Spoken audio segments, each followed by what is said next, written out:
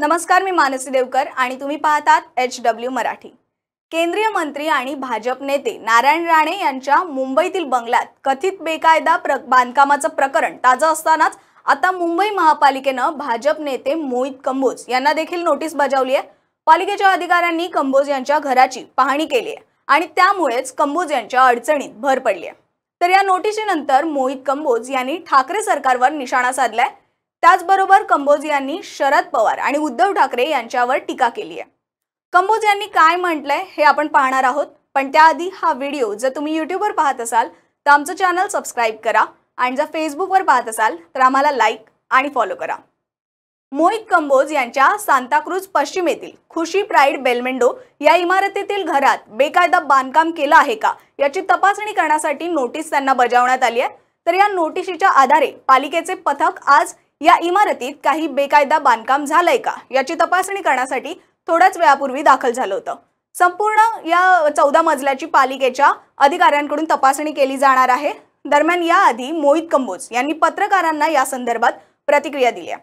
पाहूयात त्यांनी काय म्हटलंय।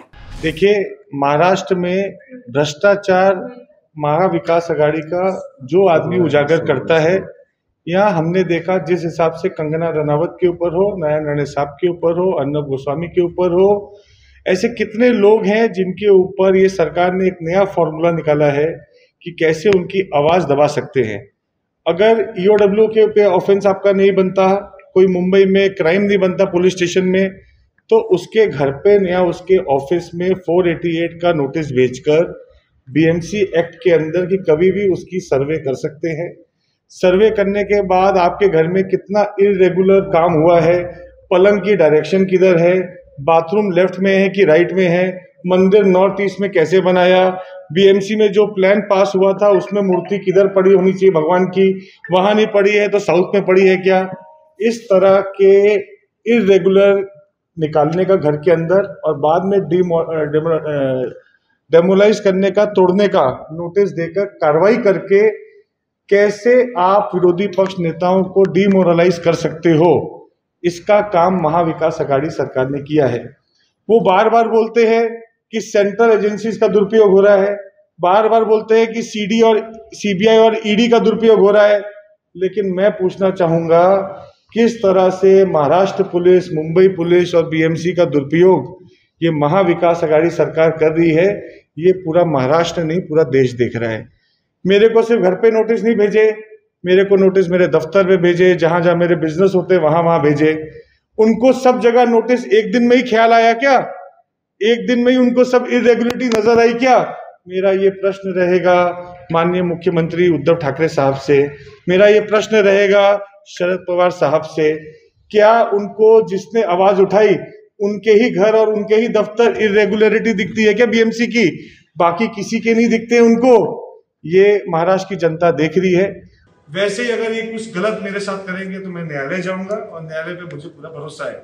इतना ही नहीं, बीएमसी की तो हद पार हो गई कि घर के बाहर, ऑफिस के बाहर जो गाड़ियां खड़ी होती हैं, वो गाड़ियों पे भी नोटिस चिपका के चले गए कि उनको लगा वो गाड़ियां मेरी हैं। तो जिस हिसाब से ये मैं पिछले कुछ समय से आपके माध्यम से बताना चाहूंगा कि पिछले 1 महीने से मुझे अन्य फोन आते हैं। कभी कोई फोन करता है कि भाई आपके खिलाफ ईओडब्ल्यू में केस ढूंढा जा रहा है, कोई फोन करता है कि पुलिस स्टेशन में केस ढूंढा जा रहा है। तो महाराष्ट्र में गुना तय नहीं है, गुनहगार तय हो चुके हैं। चाहे मैं हूं, 22,000 रुपए का केस प्रवीण दरेकर जी पे किया गया, प्रसाद लाड के ऊपर प्रेशर किया जाता है, गिरीश महाजन जी की आपने 125 घंटे का आपने वो विस्फोटक आपने पेन ड्राइव सुनी जो माननीय देवेंद्र फडणवीस जी ने विधानसभा में रखी। तो इस तरह से अगर मेरे ऊपर इनको कोई भी गुना, कोई भी इनको इकोनॉमिक ऑफेंस में या मेरे ऊपर कुछ भी इनको आरोप नहीं मिले पूरे महाराष्ट्र में, ढूंढने के बाद जो पूरे 2 महीने से पूरी पुलिसिंग छोड़ के ये काम कर रही थी, तो लास्ट में इनको मेरा घर दिखा। इनको लगता है कि मेरे घर के ऊपर, मेरे बीवी पे, मेरे बच्चों के ऊपर, छोटे बच्चों के ऊपर, 10 साल के 12 साल के बच्चों को इस तरह से धमका कर ये मुझे डरा लेंगे। तो मैं बताना चाहूंगा कि हम तुमसे डरते नहीं हैं। रहा सवाल इरेगुलरिटी का, तो मैं ये आपके मीडिया से बताना चाहता हूं कि एक बहुत बड़ा आईपीएस ऑफिसर का भ्रष्टाचार आने वाले समय में उजागर होने वाला है और उसके ऊपर कार्रवाई होगी। किस तरह से महाराष्ट्र में एक अधिकारी ने मुखौटा पहनकर, नकाब पहनकर करोड़ों रुपए का भ्रष्टाचार किया, और भ्रष्टाचार भी यूनिक तरीके से किया कि पूरा देश की आईपीएस लॉबी देखेगी कि एक आईपीएस ऑफिसर ने कैसा भ्रष्टाचार किया। ये भी आने वाले समय में महाराष्ट्र की जनता देखेगी। दूसरा, मैं ये माध्यम से बोलता हूं आप सबके सामने, भ्रष्टाचार से कितना इलीगल काम अमेरिका में हुआ है, किसके घर और किसके बंगले अमेरिका में है, और भ्रष्टाचार से किसने कितने घर बनाए हैं अमेरिका में, ये आने वाले समय में मैं आपके सामने वो आईएएस ऑफिसर का उजागर करने जा रहा हूं बहुत जल्द। दरम्यान उद्धव ठाकरे आणि शरद पवार या दोघांनाही मी घाबरत नाही, तुम्हाला जे करायचंय ते करा, माझं जे काही करायचंय ते करा, खोट्या नोटिशी आणि केसेस करायच्या असतील तर तेही करा, माझा महाविकास आघाडी विरोधातील संघर्ष सुरूच राहणार, असं आव्हान जे आहे ते ट्विट करत मोहित कंबोज यांनी केलंय। तर येणाऱ्या काळात मी एका आयएएस आणि एका आयपीएस अधिकाऱ्याचा भ्रष्टाचार बाहेर काढणार आहे। एका आयएएस अधिकाऱ्याने अमेरिकेत प्रॉपर्टी घेतली आहे, ती समोर आणणार आहे, मी घाबरणार नाही। मुंबईत अशी अनेक अनधिकृत बांधकामं आहेत, ती समोर आणणार आहे। त्यावेळी पालिका आयुक्त इक्बाल सिंग चहल हे काय कारवाई करतात ते मी पाहणार आहे, असंही कंबोज यांनी म्हटलंय। त्यामुळे हे आयएएस आणि आयपीएस अधिकारी नक्की कोण असणार याकडे आता सर्वांचं लक्ष लागलंय।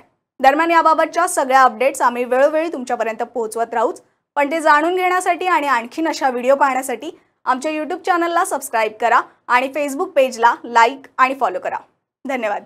आता सर्वात आधी बातम्या मिळवा आमच्या मोबाईल न्यूज ॲप्लिकेशनच्या सहाय्याने। अँड्रॉइड किंवा iOS प्लॅटफॉर्मवर जाऊन HW न्यूजचे ॲप सर्च करा, डाउनलोड करा, आपल्याला हवी ती भाषा निवडा।